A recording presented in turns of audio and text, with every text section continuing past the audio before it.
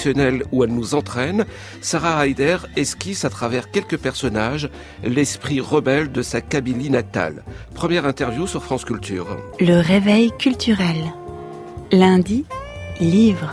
Et sans doute pas la dernière interview. Bonjour Sarah Haider. Bonjour Topher.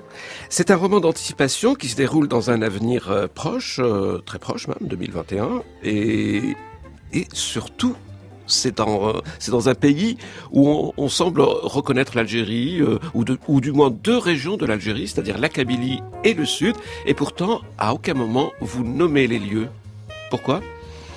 En fait, ça fait partie de mon style romanesque de ne pas nommer, de ne pas emprisonner le lecteur dans un contexte qu'il soit géographique, temporel, et de donner parfois pas des clés, mais de faire des allusions à un lieu sans pour autant le nommer, de façon à ce que le roman reste apatride quand même, ça j'y tiens, et que n'importe qui dans le monde puisse le lire sans se sentir étranger.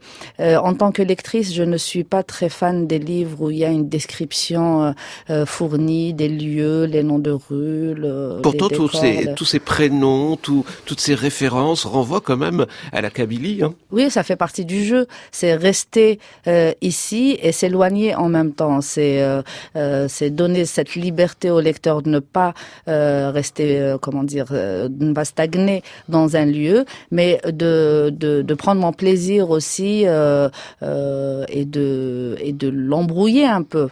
C'est une façon aussi de l'embrouiller en lui donnant quelques clés pour lui dire oui, il se peut qu'on soit en Algérie, mais après le fait que le lieu ne soit pas nommé, le fait que ça se produise dans un environnement presque apocalyptique, l'éloigne aussi de l'Algérie et c'est-à-dire que ça l'éloigne de l'Algérie et ça ne lui donne pas pour autant la solution. C'est-à-dire on n'est pas en Algérie, on est nulle part en fait, et en même temps on est partout. Et bien cette insurrection, parce que c'est quand même, il s'agit d'un roman choral où des personnages vont prendre la parole pour nous raconter une insurrection de type anarchiste. D'ailleurs, j'ai vu que votre maison d'édition française vous présente comme féministe et anarchiste, Sarah Haider. Cette histoire ne peut se comprendre que lorsqu'on a des clés de la situation politique du lieu où l'histoire se déroule. Dans le roman, on décrit une atmosphère anti-révolutionnaire où il y a des autodafés, où il y a des lynchages de femmes, où on brûle les livres, où on emprisonne à tout va et où on torture à tout va. Ça ne se passe pas en Algérie actuellement, mais l'atmosphère, disons, abstraite qui est décrite, c'est des conditions de soumission, de résignation à un système politique autoritaire, c'est-à-dire que cela peut se produire en Algérie comme ça peut se produire partout dans le monde, même en Occident. On le voit d'ailleurs que les dérives autoritaires peut-être plus subtiles ici qu'ailleurs, mais le principe reste le même, c'est de maintenir les populations à genoux, quoi. Cette Voilà. insurrection que vous mettez en scène à travers quelques personnages, ce sont des petits groupes de rebelles. Cette insurrection, c'est une insurrection pour la liberté, pas pour le pain. Oui, parce que on a vu, cela dit, ce que ça a donné, les insurrections pour le pain. Ça n'a pas donné grand-chose en matière de liberté, justement. Et puis le pain sans la liberté n'a aucun sens. C'est mon point de vue, en tout cas. Et c'est mon idéal révolutionnaire, disons. Parce qu'une fois qu'on se révolte pour la liberté, on se sera révolté pour tout à la fois. C'est manger tout en vivant dans une condition d'esclave.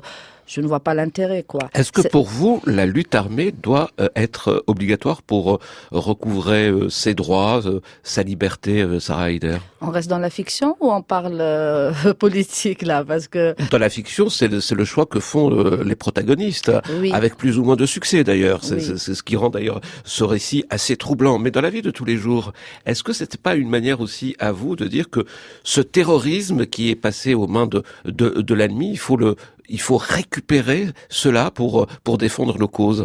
Bien sûr, et c'est pas moi qui l'ai inventé. La légitimité de la violence révolutionnaire a toujours été défendue au fil des siècles.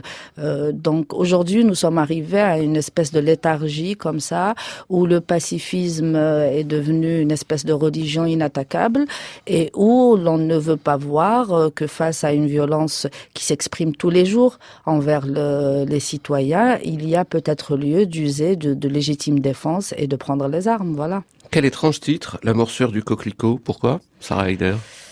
Alors, quand je choisis mes titres, je les choisis de façon à donner à chaque lecteur l'opportunité de l'interpréter à sa guise, en fait. Donc, j'ai eu droit à plusieurs interprétations très intéressantes. Mais pour vous, c'est parti d'où? C'est une manière d'ancrer un tout petit peu ce roman dans une période, c'est-à-dire le mois d'avril, le printemps en Kabylie, parce que c'est ça, la Kabylie, c'est des champs de coquelicots qui annonce le printemps. Il y a de ça, et puis le coquelicot est une fleur symbolique pour les révolutions, surtout ici en France. Donc voilà, il y a de ça, et puis la morsure pour souligner la violence et créer une espèce d'oxymore, parce que j'adore les oxymores, entre la douceur et la fragilité d'un coquelicot et la violence d'une morsure. Donc entre la soumission apparente des gens et leur capacité de violence et d'autodéfense. Voilà. Les prénoms des personnages renvoient, bien sûr, on l'a dit, à la Kabylie. Ce sont des hommes et des femmes qui s'appellent Louisa, Mahmoud, Leïla, Sarai. Cette envie de parler aussi de la Kabylie, même sans la nommer, est présente dans la morsure du coquelicot. Et quand je dis la Kabylie, vous avez bien fait de me corriger, Sarah Haider. Vous étalez pas sur la description des belles montagnes ou des villages, mais beaucoup plus sur l'attachement à la terre, d'une part, à la culture et surtout à un esprit rebelle. Oui, parce que comme j'ai grandi un peu dans une famille très attachée aussi à ses racines kabyles, même si je suis née à Alger, j'ai appris en fait à aimer la Kabylie, pas dans le sens folklorique ou juste parce que ma famille est issue de là, mais en allant dans mon village très souvent d'ailleurs depuis mon enfance. Quel village? C'est à 900 mètres d'altitude, c'est dans la Grande Kabylie, dans la wilaya Tizi Ouzou, et ça s'appelle Igelaoun, qui est dans une commune qui s'appelle Iloul Noumelou. Voilà. Et c'est un village très démuni, dépouillé, je dirais, qui est resté un peu dans le même état depuis les années 60, quoi. Et c'est là où j'ai appris à aimer l'attachement de ces gens à la terre, le mélange qu'ils ont réussi à faire entre leur paganisme originel et l'islam qu'ils ont réadapté à leurs coutumes, à leur vie de tous les jours. Et puis la Kabylie reste quand même la région la plus insoumise d'Algérie historiquement et tout, et c'est pour ça que je fais appel tout le temps au mois d'avril et au printemps, parce que ça renvoie aussi à des épisodes tragiques et très politiques, récents, oui. et on va en parler, et vous citez aussi des poètes, et parmi ces poètes, Matoub Lounès.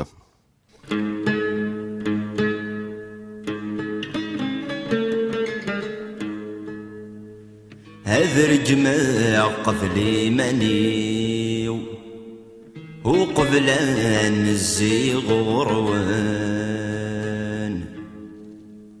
مفرغا ونلا عيوبيو إشلال غايث شرهم وقبل الظلق غيف الريو هكون جاغيت مرثيو هاون مني غاسيرم هالسميق شبل المخيو يجلمو لست زمرثيو سلت دقف لا يتفارقم ميكفي غير جمغي منيو غورونا نزي غذميو هسا السرد غدسو سغوان غيميد جبيض الحيف اتزدغ بالسيف تسخلك شايد السباع تسخلك شايد السباع ثغلي ضدم الهوى الخريف سوذغ ظل وصيف ذق مورج ذكر الصورة ذق مورج ذكر الصورة سسمى نغمج ذغ كيف كيف الزهري وذكري في طفيت الزمان دي صريمة يطفي الزمان دي صريمة ير الزهرة ير الدنيا مذلف غي وشميت ذي دمني وايذ القوديس ذي دمني وايذ القوديس. Matou Blounas sur France Culture. Et dans le dernier roman de Sarah Haider, La morsure du coquelicot, aux éditions Métagraphe, Matou Blounas, c'est vraiment important encore aujourd'hui. Ce qu'il dit, ce qu'il représente, ce qu'il raconte. J'ai l'impression qu'il devient plus important que jamais vu le contexte politique et je connais beaucoup de jeunes qui sont nés après son assassinat et qui le 25 juin 98. Voilà, et qui l'écoutent religieusement parce que déjà son œuvre reste intemporelle. Par exemple, là, il raconte quoi dans cette chanson ? En fait, c'est une chanson mélancolique qui n'est pas très politisée, dans sa première partie du moins, où il raconte le déracinement, la contrainte de partir, de se chercher d'autres horizons. Et ensuite, dans la deuxième partie, il va parler d'une espèce de pèlerinage qu'il va faire pour passer par tous les endroits où des intellectuels, des militants ont été assassinés. Voilà, par les intégristes islamistes. Par l'État algérien et par les intégristes aussi. Alors, c'était important pour vous, Sarah Haider, que Matou Blounas soit présent. Et quand vous dites aujourd'hui plus que jamais, il est très important de par ses textes, de par ses prises de position politiques, ou parce que c'est devenu un symbole de l'artiste, du poète, du barde assassiné par des intégristes. Officiellement par des intégristes. Oui, officiellement. Il est important par son aura, parce qu'il a réussi à faire de la chanson engagée, par son génie poétique et musical aussi, parce qu'on a tendance malheureusement à reléguer ça au second plan, alors que c'est très très important. Il n'y a pas que ses textes, il y a pas que son discours, disons. Il y a sa poésie, sa façon de dire les choses, et puis sa musique qui est extraordinaire. Donc oui, il s'impose des années après sa mort, parce que ça reste quand même un des symboles de l'insoumission. Et je l'ai choisi, j'ai choisi un extrait de sa chanson parce qu'il colle parfaitement à l'atmosphère du roman et aux propos du roman, voilà. Mon pays est une simple hypothèse et j'ai toujours aimé le clair-obscur d'une probabilité. Les remous sensuels des incertitudes, la poésie évanescente d'un lieu à réinventer. J'ai pris les histoires, les langues et les visages à bras-le-corps, j'ai chéri chaque détail, sublimé chaque mouvement, romancé à l'excès toutes ses blessures. Je nous voyais chanceux de vivre sur une terre en éternelle gestation, désirable et inépuisable géographie, où germent 1001 sonates par seconde, où la poésie se trouve partout, vraiment partout, dans leurs cris, leurs rires, leurs insultes, leurs paroles anodines, leurs lieux communs et leurs petitesses. C'était le lieu de tous les possibles, une folie lyrique, un cauchemar fabuleux. Vous avez un drôle de rapport à votre pays, Sarah Haider. Là, le personnage, quand il parle de pays, il ne parle pas forcément de l'Algérie dans sa globalité. Je sais pas, vous le dites aussi dans les villages ici en France, on parle de pays pour parler d'un village. En fait. Bien sûr, ouais. Voilà, donc c'est à peu près ça, c'est ça la signification plutôt. Et puis c'est vrai qu'il dit sa fascination devant les paradoxes, devant la névrose qu'il voit autour de lui. Et vous le dites quotidiennement, Sarah Haider, parce qu'en plus de vos romans, vous êtes journaliste, et vous êtes d'ailleurs connu en Algérie parce que vous êtes journaliste, que vous tenez une chronique, que vous êtes plutôt dans l'opposition des idées reçues, et aussi en opposition avec le gouvernement en place, ou les pouvoirs en place, et le courant religieux. Oui, je suis une simple personne qui refuse, qui refuse la réalité telle qu'elle est, qui refuse la situation dans laquelle nous vivons. Donc, même opposante, je pense pas, parce que je suis aussi opposée à l'opposition. Donc, voilà. Oui, et je pense que tout le monde est dans le même état d'esprit. Tout le monde n'a pas la chance d'avoir une colonne dans un journal pour l'exprimer, mais vous pouvez entendre ça partout, dans les rues, ce refus passif, certes, de ce qui se passe. Donc oui, je pense que c'est la chose la plus naturelle qui puisse arriver, sauf quand on est, comment dire... Est-ce que vous appartenez à un courant en Algérie d'une nouvelle génération? Est-ce qu'on peut dire, par exemple, que vous êtes un peu comme Kamel Daoud, c'est-à-dire écrivain, mais aussi chroniqueur de son pays, de l'état de son pays? Je suis écrivaine et chroniqueuse, mais je ne pense pas que j'appartienne à un courant ou à une génération, parce que je suis très différente, par exemple, de Kamel Daoud dans ses, dans ses convictions politiques déjà. Même si vous avez le même parcours. Voilà, sauf que vous avez 30 ans, que lui, il est à la quarantaine, mais vous avez le même parcours, hein. C'est-à-dire que vous êtes les produits, oui, non, mais surtout vous êtes le produit de l'école algérienne, vous avez et l'un et l'autre commencé à écrire en arabe, à vous exprimer en arabe, vous êtes passé à la langue française, vous avez une visibilité grâce à la presse et surtout grâce à un discours qui bat en brèche aussi bien le discours officiel étatique que le discours ambiant religieux. Oui, on a ça, nous avons ça en commun effectivement. Mais après, dans les détails, pas dans les détails, peut-être dans le fondement même de notre démarche, nous ne sommes pas pareils. J'adore l'écriture de Kamel, j'aime son courage, son insolence, mais je ne suis pas dans le même état d'esprit que lui. Alors, vous êtes dans quel état d'esprit, par exemple, Sarah Haider? En fait, moi, par exemple, en tant qu'écrivaine, j'aimerais, quand je suis invitée, parler aussi de littérature, pas uniquement de mon point de vue sur ce qui se passe en Algérie. Voilà, mon analyse. Je suis pas analyste politique. Je suis d'abord écrivaine. Ensuite, je suis chroniqueuse, mais chroniqueuse pas du tout dans l'esprit de l'analyse. Je suis plutôt pamphlet. Voilà, je gueule. Finalement, ça ne sert pas à grand chose, mais si ça sert à éveiller ou à cultiver un peu la révolte chez certains lecteurs, ce sera tant mieux. Et deuxièmement, je ne suis pas dans le trip de la réforme du système politique, de l'indignation parce que le président actuel est juste malade et dans un fauteuil roulant. C'est-à-dire que moi, ce serait pareil s'il sera remplacé par quelqu'un en très bonne santé ou jeune, parce que le système restera le même. Voilà. Et je ne suis pas obsédée par la présence de l'État, les institutions de l'État, et vous le comprendrez bien parce que je suis anarchiste. Sarah Haider, s'il fallait parler un peu de vous, avant de parler de cette position idéologique, comment êtes-vous arrivé déjà à la littérature? Est-ce que vous étiez une grande lectrice avant de devenir à 17 ans une jeune écrivaine? Oui, j'étais une très grande lectrice depuis mon enfance, en fait. C'est de famille.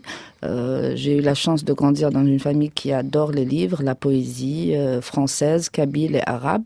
Et j'ai été éduquée dans ça, en fait. Il y a des auteurs qui vous ont accompagné et qui vous accompagnent toujours, Sarah Haider, qui vous ont donné envie de passer vous-même à l'écriture? Oui, beaucoup. J'ai commencé avec la poésie arabe, avec de l'Agenté islamique jusqu'aux Abbassides, donc le Moulou al-Qaïs, le Moutanabbi, Abou Nouès. Et ensuite, j'ai lu des romans en arabe aussi. J'ai commencé quand j'étais adolescente, c'était Rada Saman, l'écrivaine libanaise. Et je saurais pas vous citer tous les livres que j'ai lus, mais ensuite, voilà, c'est devenu une pratique de tous les jours, en fait. Et ce passage à l'écriture, c'était pour raconter une histoire? Vous aviez 17 ans à l'époque, oui. Sarah Haider. Ça parlait de quoi, vos 3 romans publiés en arabe? Je pense que c'est depuis le début que j'ai pris le parti de ne pas raconter une histoire dans le sens commun du terme, c'est-à-dire ne pas être attaché à cette structure du roman, disons, classique, où l'histoire est bien définie, où les personnages sont bien clair, où le narrateur, par exemple, est unique. Donc, depuis mon premier roman, je fais des expérimentations, en fait. Comme dans La morsure du coquelicot, qui est un vraiment... alors des fois on se rend compte que c'est un roman dans le roman, mais c'est un labyrinthe polyphonique où on change de narrateur, de point de vue, de chapitre en chapitre, de mise en abîme. Bref, c'est une farandole de points de vue très différents. Et pour vous, ça c'est la littérature. Vous êtes passé ensuite de l'écriture en arabe à l'écriture en français. Pourquoi c'est une envie de changer d'air, en fait, c'est tout. Et puis c'est. Qu'est-ce que ça change d'ailleurs quand on passe de la langue arabe à la langue française? C'est une autre esthétique, c'est d'autres possibilités esthétiques, c'est un autre univers, mais ça ne change rien fondamentalement. C'est-à-dire, ça reste une langue au même titre que la précédente. Beaucoup m'ont dit d'ailleurs, est-ce que tu as changé de langue pour trouver plus de liberté de temps? Je réponds toujours pas du tout, parce qu'il y a autant de liberté, contenue dans la langue arabe que dans toutes les autres langues du monde. Et peut-être je dirais plus, parce que la langue arabe a toujours été une langue de poésie, très sensuelle, très érotique. Et voilà. Mais comme je suis un peu exigeante avec moi-même et que je suis pas le genre d'écrivain qui écrit 40 romans, au bout de 3 romans, j'ai eu peur de me répéter, de faire du réchauffé, de tricher. Voilà. D'être dans une espèce de production systématique comme ça, et j'aurais perdu mon âme dedans. Donc j'ai changé de langue parce que je trouvais que je maîtrisais pas mal le français et j'avais envie de changer d'atmosphère, voilà.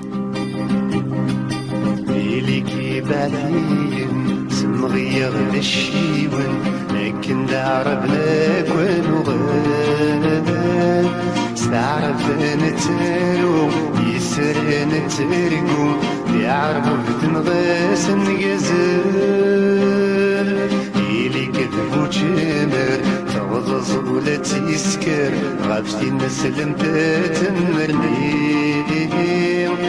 ينحجبني ثلاوين يمدنا كثي كمامين ربي ذي ثمورتك تشدقني. Le mois d'avril est très présent dans votre roman, Sarah Haider, La morsure du coquelicot. Or, le mois d'avril, c'est un mois où on fête 2 tristes anniversaires en Kabylie. Est-ce que vous pouvez nous expliquer d'abord ce printemps berbère? C'était en 1980, je crois. Le premier, c'était le 20, ça a commencé en mars 80 avec l'interdiction de la conférence de Mouloud Mamri à l'université de Tizi Ouzou. Il allait donner une conférence sur la poésie ancienne kabyle, et ça a été interdit par des autorités locales. Ça a déclenché petit à petit un soulèvement des étudiants d'abord, qui ont été rejoints par la suite par les populations, et ça a donné ce qu'on appelle le printemps berbère d'avril 80, où, il faut le rappeler, il n'y a pas eu de mort. Il y a eu l'histoire des 24 détenus qui ont été libérés suite à la mobilisation. Il y a eu de la torture, il y a eu une répression généralisée, mais il n'y a pas eu de mort. C'est devenu une date symbolique pour la revendication de la culture berbère en Kabylie. Exactement. Donc, en 2001, c'était ce qu'on appelle le printemps noir. Là, il y a eu des morts. Il y a eu 127 personnes assassinées, carrément, par la police et la gendarmerie. Je dirais même exécutées pour certains.